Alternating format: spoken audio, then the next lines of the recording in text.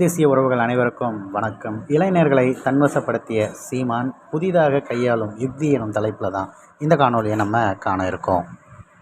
தமிழக மக்கள் மாற்றம் வேணும் அப்படின்னு சொல்லிட்டு முதல்வராக விஜய் அவர்களை தேர்ந்தெடுத்திருந்தாங்க. மாண்புமிகு முதல்வர் ஆட்சிக்கு வந்ததிலிருந்து பல விஷயங்கள் செய்துக்கிட்டு இருக்காரு.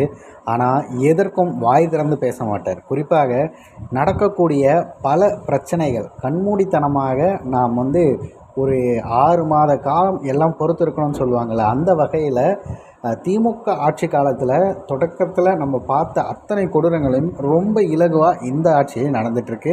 அதற்கு எதிராக ஒன்றும் செய்யாமல் நான் மக்களிடம் இறங்கி வந்திருக்கிறேங்கிற மாதிரி அங்கங்கே மக்களிடம் இறங்கி ஏதாவது ஒரு படத்திற்கு போஸ்ட் கொடுப்பது, அவர்கள் கை கொடுப்பது. இன்றைய தினம் கூட அவரது வீட்டு வாசலேருந்து வெளில வரும்போது குறிப்பிட்ட நபர்கள் யார் இருக்காங்க அப்படின்னு கவனித்து அவர்கள்கிட்ட கையை கொடுத்துட்டு போகிறது, இந்த மாதிரியான ஒர்க்கை மட்டும் பார்த்துட்ருக்கிறாரு முதல்வர். குறிப்பாக 9 to 5 வேலை பார்க்கக்கூடிய ஒரு முதல்வராகத்தான் தற்போது இருக்கக்கூடிய முதல்வர் இருக்கார். ஆனால் சீமான் அவர்கள் இதில் சிறப்பாக கையாளக்கூடிய யுக்தி என்ன அப்படின்னு பார்த்தீங்கன்னா, தொடர்ச்சியாக நம்ம கேள்வி கேட்குறதுக்கு பதிலாக நம்ம என்னென்ன செய்கிறோங்கிறத மக்களுக்கு தெரியப்படுத்துறதுல சரியாக இருக்கணும். அந்த வகையில் நாம் தமிழர் கட்சியுடைய ஐடி விங் மிகப்பெரிய ஒரு சம்பவத்தை செஞ்சுக்கிட்டு இருக்காங்க.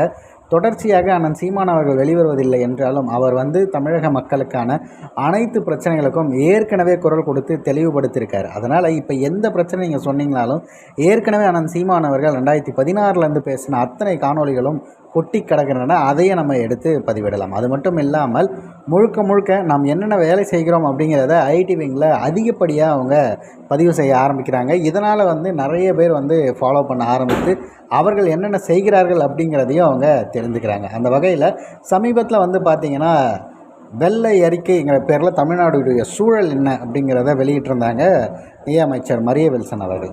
அவர் வெளியிட்ட பிறகு அதில் பேசியிருக்கிற பல விஷயங்கள் எல்லாமே நமக்கு இவ்வளோ கடன் ஆயிடுச்சு, அவ்வளோ கடன் ஆயிடுச்சு, போக்குவரத்து துறையில் 72 கோடிக்கு மேலே கடன் இருக்குது அப்படிங்கிற எல்லாத்தையும் பதிவு பண்ணியிருக்காங்க. ஆனால் இதில் குறிப்பிட வேண்டிய விஷயம் என்ன அப்படின்னா, அண்ணன் சீமான் அவர்கள் இது குறித்து பல மேடைகளில் பேசியிருக்காரு. தமிழ்நாட்டோட கடன் 10 லட்சம்னு பேசினாங்க, 13 லட்சம் ஆயிடுச்சுங்கிறது உங்களுக்கு ஏற்கனவே தெரியாது. அது தெரியாமல் எப்படி நீங்கள் முதலாக இந்த விஷயம் அறிஞ்சு நீங்கள் ஒவ்வொரு வாட்டியும் கடன் ஆயிடுச்சுன்னு சொன்ன பிறகும் கூட நிறைய நலத்திட்டங்கள் நாங்கள் செய்ய போகிறோம் அப்படின்னு மக்களை ஏமாற்றி வாக்குகளை பறித்தது ஏன் அப்படிங்கிற கேள்வி தான் இங்கே முதன்மையான கேள்வியாக இருக்குது.